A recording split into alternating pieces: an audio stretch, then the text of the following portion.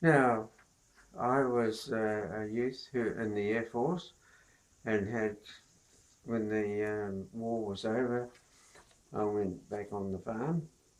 But this was a very unsatisfactory result for me, and I had a strong feeling of wanting to build an aviation business of some description. But mostly all we could think of in those days was passenger carrying. However, the opportunity came to get into a new thing called agriculture, and this became known as aerial top dressing. Now, I had some savings.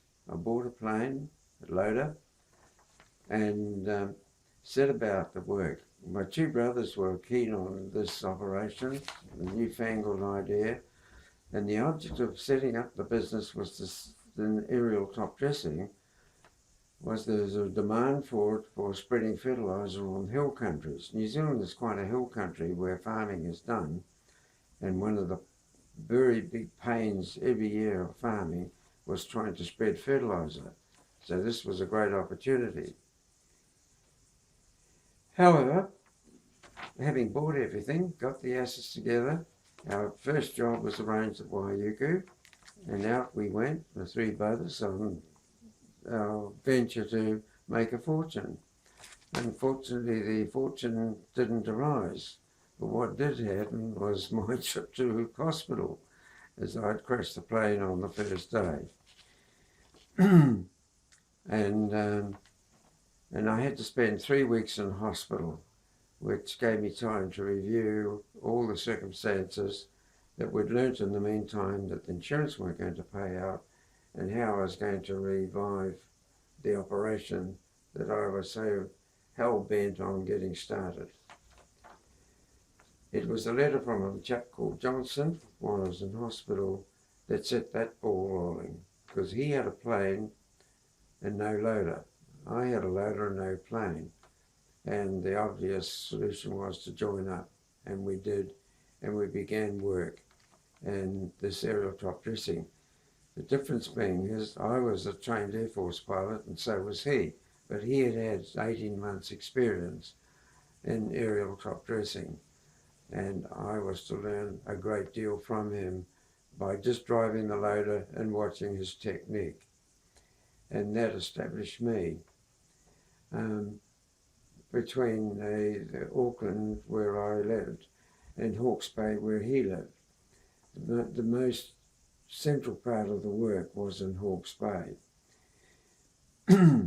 He had his first job in Hawke's Bay was for a big farmer down there named Mr. McNutt. And while we were top dressing at his place, the president of the Waipakareau Era Club came out to see us working. And he invited us over to dinner one evening at his place if we could let him know one day. And he'd like to have a further discussion with us. And about a week later, we were still working on Mr. McNutt's place, so an opportunity came to do just that.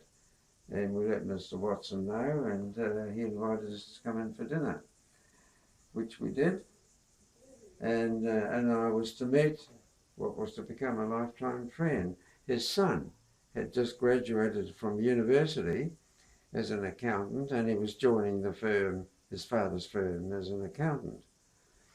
He was to play quite a significant influence because during the working period, Johnson didn't turn out to be very reliable, and I was virtually running the business.